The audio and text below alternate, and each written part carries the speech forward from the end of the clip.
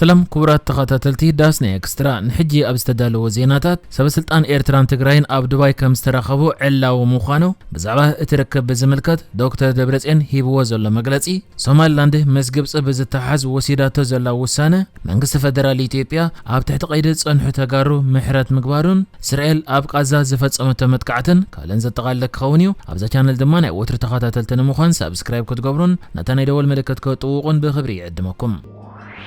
أبومبر حوحات دكتور دبرتسيون قبر ميكائيل بسولوس 10 مسكرم 2024 نوناو كنتا تግራይ አመልኪቶ ኣብ ዝሃቦ ጋዜጣዊ መግለጺ መንጎ ሰበስልጣን ክልል ትግራይን መንግስቲ ኤርትራን ኣብ ዱባይ ርክባት ክግበር መጽንሑን ክቅጽል ምዃኑን ብወግዒ ሓቢሩ። እቲ ኣቦምበር ነዚ መግለጺ ዝህብ ዘሎ ኣብዚ እዋን ሕወሓት ኣብ ክልተ ጉጅለ ተገሚዑ ኣብ ከቢድ ፖለቲካዊ ቅልውላው ተሸሚሙ ኣብ ዝርከበሉን ክልቲኦም ጉጅለታት በብመንገዶም መግለጺታት ኣብ ምሃብ ተጸሚዶም ኣብ ዘለውሉ መድረኽ እዩ። መራሕቲ ሕወሓት ድሕሪ ደማዊ ኩናት ትግራይ መንግስቲ ኤርትራ ዘለዎም ርክብ ብወግዒ ከዛረቡ እዚ ንመጀመርታ እዋን እዩ። ዶክተር ደብረጽዮን ድሕሪ ስምምዕ ፕሪቶሪያ ምስ መንግስቲ ፌደራል ጥራይ ዘይኮነስ ምስ መንግስቲ ኤርትራን ሓይልታት ፋኖን ርክባት ብምግባር ሰላም ክንፈጥር ኣለና ብዝብል ተበግሶ ጌታቸው ረዳ ባዕሉ ዝመርሖ ልኡኽ ትግራይ ምስ ሰበስልጣን ኤርትራ ከም ዝተዘራረበ ገሊጹ። እዚ ድማ ብኣፍልጦ ፈጻሚ ስራሕ ሕወሓትን መንግስቲ ፌደራልን ከም ዝኾነ ወሲኹ ዝገለጸ ዶክተር ደብረጽዮን ክቡር ቀዳማይ ሚኒስትር አብይ እውን ባዕሉ ሻዕብያ ምሳኹም ከቢድ ቅርሕንቲ ኣለዎም ባዕልኹም ተራዳድኡ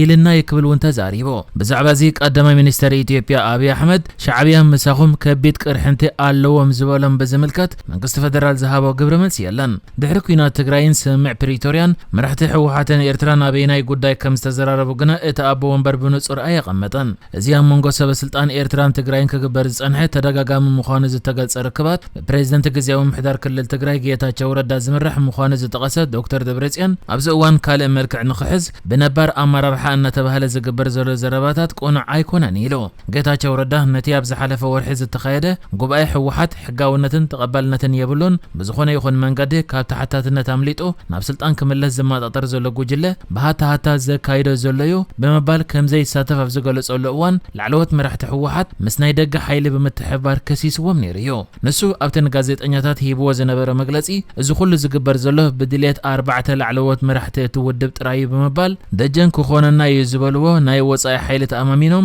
ዝገብርዎ ዘለውን ናብ ዘይተደለየ ጸገም ክእትወና ይክብል ተሰሚዑ እዩ። እቶም 4 ዝበሎም ላዕለዎት መራሕቲ ትውድብ ይኹን ደጀን ክኾነና ይዝበልዎ ኢሉ ዝጠቐሶ ናይ ወጻኢ ሓይሊ ግን ብሽም ኣይጠቐሰን። ነዝን ብተመሳሳሊ መንገዲ ክልዓል ዝጸንሐን ርክብ ኤርትራን ትግራይን ኣመልኪቱ መልሲ ዝሃበ ዶክተር ደብረጽዮን ጻዕርናን እቲ ዝግበር ዘሎ ዝርብን ንሰላም እዩ ክቕጽል እውን እዩ ኢሉ። መሰረት መግለጺ እቲ ኣቦ ወንበር ሕወሓት ብሳላ ዝተገብረ ምርድዳእ ኣብ ዶባት ትግራይን ኤርትራን ዝነበረ ጸጥታዊ ኩነታት ከም ዝተፈትሐ ክጠቅስ እንከሎ ካልእ ዓበይቲ ጉዳያት ግን በመንገዲ መንግስቲ ፌደራል ከም ዝፍታሕ ገሊጹ። እዚ ሕጂ ብኣፍልጦ ቀዳማይ ሚኒስትር ኢትዮጵያ አብይ አሕመድ ይግበር ኣሎ ዝተባሃለ ርክባትን ትሕዝቶን ግን ብወግዒ ኣይተነጸረን ኣሎ። ነዚ ርክብ ብዝምልከት እውን ብወገን መንግስቲ ኤርትራ ይኹን መንግስቲ ኢትዮጵያ ዛጊት ዝተዋህበ መልሲ የለን። መንግስቲ ሶማሊላንድ ኣብ ሃርጌሳ ዝርከብ ባህላዊ ቤት መጻሕፍቲ ግብጽ በሰንከብ ስክፍታ ጸጥታ ብቐዋምነት ከም ዝዓጸወ ኣፍሊጡ። እዚ ምስ ግብጽ ምትእስሳር ዘለዎ ባህላዊ ቤት መጻሕፍቲ ሚኒስትሪ ጉዳያት ወጻኢ ሶማሊላንድ ኣብ ዘውጽኦ መግለጺ እዩ ከም ዝተዓጸወ ዕላዊ ኮይኑ ዘሎ። እቲ ሚኒስትሪ ኣብ ዘውጽኦ መግለጺ ኣብ ከባድ በሰንኪ ጸጥታዊ ስክፍታታት እቲ ቤት መጻሕፍቲ ክዕጾ ተወሲኑ ኣሎ። መብዛሕትኦም ግብጻውያን ዝኾኑ ሰራሕተኛታት ናይቲ ቤት መጻሕፍቲ ድማ ኣብ ውሽጢ 72 ሰዓታት ካብ ሶማሊላንድ ክወጹ ትእዛዝ ተዋሂብዎም ምህላዎም ተሓቢሩ። ب1991 ካብ ሶማሊያ ናጽነት ኣውጃ ወላውን ብዓለም ኣፍልጦን ተዘይተዋሃባ ብርእሰ ምምሕዳር ትመሓደር ሶማሊላንድ ዝሓለፈ ወርሒ ጥሪ ምስ ኢትዮጵያ ድሕሪ ዝፈረመቶ ሰነድ ምርድዳእ ኣብ መንጎ ሶማልን ኢትዮጵያን ወጥሪ ተፈጢሩ ግብጽ ድማ ምስ ሶማል ብምውጋን ኣብ ሶማል ሰራዊታ ከተዋፍርያ ኣብ ምድላዋት ዘላ ንምትእታው ግብጽ ከም እትቃወም መግለጺ ኣውጽያ ዝነበረ ሶማሊላንድ ሕጂ ድማ ኣብ ርእሰ ከተማ ሃርጌሳ ዝነበረ ባህላዊ ቤት መጻሕፍቲ ግብጽ ብቐዋምነት ንኽዕጾ ብምውሳን ሰራሕተኛታቱ ድማ ኣብ ውሽጢ 72 ሰዓታት ካብ ርእሰ ምምሕዳር ክወጹ ተኣዚዞም ምህላዎም ተገሊጹ። قدم 4 عامات ኣብ ክልል ትግራይ ኣብ ልዕሊ ሰሜናዊ እዝ ናይ ክድዓት መጥቃዕቲ ፈጺምኩም ተባሂሎም ክስታት ቀሪብሎም ኣብ ትሕቲ ቀይዲ ዝጸንሑን ንሞት ተፈሪዶም ዝጸንሑን ተወለድቲ ትግራይ ዝኾኑ ኣባላት ሰራዊት ፌደራል ኢትዮጵያ ነበር ብምሕረት ክፍትሑ ተወሲኑ ሰራዊት ፌደራል ኢትዮጵያ ብሐሙስ ኣብ ዘውፅአ መግለጺ ኣብ ቤት ማእሰርቲ ዝነበሩ ኣባላት ሰራዊት ብምኽንያት ሓድሽ ዓመት ምሕረት ተገይሩሎም ከም ዘሎ ያፍሊጡ ኣባላት ሰራዊት ፌደራል ዝኾኑ ተወለድቲ ትግራይ ተኸሲሶምሉ ዝነበሩ ገበናት መብዛሕትኡ ምስቲ ኩናት ትግራይ ክጅምር እንከሎ ኣብ ትግራይ ኣብ ልዕሊ ዝነበረ ኣሃዱ ሰሜን እዝ ዝተፈጸመ መጥቃዕቲ ዝተሓዝ ኮይኑ በቲ ክስታት ከዓ ብዙሓት ንሞት ተፈሪዶም ንሕልፈት ከምኡ ድማ 18 ዓመት ዝተፈረዱ ነይሮም እዮም እዚ ይኹን እምበር ሕጂ ሰራዊት ፌደራል ኢትዮጵያ ኣውፂኡ ኣብ ዘሎ መግለጺ እቶም በዚ ክስታት ኣብ ትሕቲ ቀይዲ ዝጸንሑ ብምኽንያት ሓድሽ ዓመት ምሕረት ተገይሩሎም ኣሎ ተባሂሉ ኣብቲ ወፂኡ ዘሎ መግለጺ ብተወሳኺ እቶም ብወተሃደራውያን ኣብያተ ቤት ፍርዲ ንሞትን ንሕልፈት ከምኡ ድማ 18 ዓመታትን ዝተፈርዱ ኣስታት 178 ኣባላት ሰራዊት በገበኖም ተጣዒሶም መንግስትን ሚኒስትሪ ምክልኻልን ናይ ይቕሬታ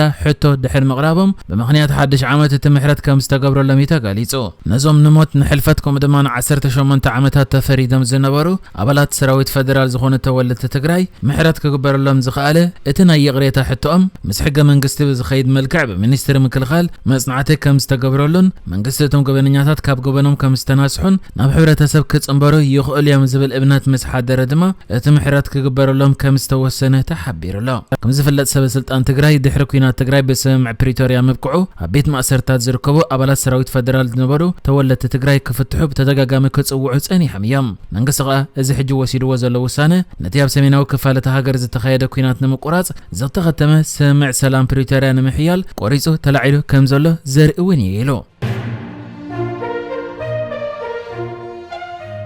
እስራኤል ኣብ ደቡባዊ ጋዛ ዝፈጸመቶ መጥቃዕታት ብውሕዱ 40 ሰባት ከም ዝተቆተሉን ብዙሓት ከም ዝተጎድኡን ብሐማስ ዝምራሕ በዓል ስልጣን ሲቪላዊ ምክልኻል ኣፍሊጡ ሰራዊት ምክልኻል እስራኤል ኣብ ዘውፅአ ሓበሬታ ነፈርቲ ኩናት እቲ ሰራዊት ኣብ ካሃን ዩኒስ ንማእከል ስርሒታት ሓማስ ከም ዝደብደባ ብምሕባር ኣብ ልዕሊ ሰላማውያን ሰባት ጉድኣት ከይወርድ ናይ ምክልኻል ስራሕ ከም ዝሰርሐ ገሊጹ ነበርቲ ናይቲ ከባቢ ሰለስተ መጥቃዕታት እስራኤል ነቲ ኣብ ከባቢ ካሃን ዩኒስ ንኣንፈት ምዕራብ ዝርከብ ሰብኣዊ ዞባ አልመዋሲን ዝርከብ መጽለሊ ተመዛበልቲ ዕላማ ከም ዝገበሩን ገዘፍቲ ገደ ከም ዝፈጠረን ገሊጾም ዳይሬክተር ስርሒታት በዓል መዚ ሲቪላዊ ምክልኻል ፍልስጤም በቲ መጥቃዕቲ 40 ሰባት ተቆቲሎም ልዕሊ 3 ተጎዲኦም ብዙሓት ድማ ኣብ ትሕቲ ፍርስራስ ተደብዮም ብምባል ንማዕከን ዜና ቢቢሲ ሓቢሩ ናይ ዓይን መሰኻኸር ድማ ድሕሪ ፍርቂ ለይቲ ከቢድ ነታወጊ ንከባቢ አልመዋሲ ከም ዝናወጾን ሃልሃልታ ናብ ሰማይ ክድይብ ከም ዝረኣዩን ገሊጾም ኣለዉ ኣብቲ መጥቃዕቲ ዝተፈጸመሉ ከባቢ ዝነብር ነባሪ ንሱን ካልኦት ወለንተኛታትን ንሓገዝ ከም ዝተጓየዩን ብመጠን እቲ ዝወረደ መዓድማ ከም ዝሰንበዱን ገሊጹ እቲ ናይ ዓይን ምስክራ መግለጺኡ እቶም መጥቃዕታት 7 ሜትሮ ዕምቆት ዘለዎም ሰለስተ ዓበይቲ ጎዳጉዲ ፈጢሮም ኣለዉ ልዕሊ 20 ተመዛበልቲ ዘጽልሎም ቴንዳታት ድማ ተደብዮም ኢሉ ዘይተረጋገጹ ተንቀሳቐስቲ ኣሳኤል ከም ዘርእይዎ ሰላማውያን ሰባት ነቶም በቲ መጥቃዕቲ ዝተደብዩ ፍልስጤማውያን ንምድሓን ነቲ ብመጥቃዕታት ኣየር ዝተፈጥረ ጎዳጉዲ ብኢዶም ክኹዕቱ እዮም ዝረኣዩ ወሃቢ ቃል ሰራዊት ምክልኻል እስራኤል እቲ ሰራዊት ኣብቲ ሰብኣዊ ዞባ ዝኾነ ካሃን ዩኒስ ይንቀሳቐሱ ኣብ ልዕሊ ዝነበሩ ኣሸበርቲ ሓማስ መጥቃዕቲ ፈጺመ ቅድሚቶም መጥቃዕታት ድማ እቲ ሲቪላውያን ጉድኣት ከይወርዶም ስጉምታት ተወሲድዎም ኢሉ ሓማስ ኣብቲ ሰብኣዊ ዞባ ይንቀሳቐሱ ነይሮም ንዝብል ክሲ እስራኤል ጻዕዳ ሓሶት ብምባል ነጽይግዎሎ እዚ ምንቅስቓስ ኣባላቱ ኣብ ሲቪላውያን ሰባት ከም ዘይሕብኡን መንበሪ ሰላማውያን ሰባት ዝኾነ ከባቢታት ንወተሃደራውያን ዕላማ ከም ዘይጥቀሙሎምን ብምግላጽ ድማ ንዝቐርቡ ክስታት ብተደጋጋሚ ነጽይጎም እዮም ኣብ ዝሓለፈ ጥቅምቲ ኩናት ጋዛ እስራኤል ካብ ዝውላዕ ነጀው በሽሓት ዝቑጸሩ ፍልስጤማውያን ህይወቶም ንምድሓን ናብ ካሃን ዩኒስ ከም ዝሃደሙ ይዝከር ሓማስ ብ7 ጥቅምቲ ኣብ ልዕሊ እስራኤል ሃንደበታዊ መጥቃዕቲ ድሕሪ ምፍጻምዩ እዚ ሕጂ ዘሎ ኩናት ዝተወልዐ እስራኤል በቲ ናይ 7 ጥቅምቲ መጥቃዕቲ 1200 ሰባት ከም ዝተቆተሉን 251 ሰባት ጆ ከም ዝተታሕዞን ክትገልጽ እንከላ ብሓማስ ዝካየድ ሚኒስትሪ ጥዕና ፍልስጤም ድማ እዚ ኩናት ካብ ዝውላዕ ልዕሊ 40900 ፍልስጤማውያን ከም ዝተቆተሉ ኣፍሊጡ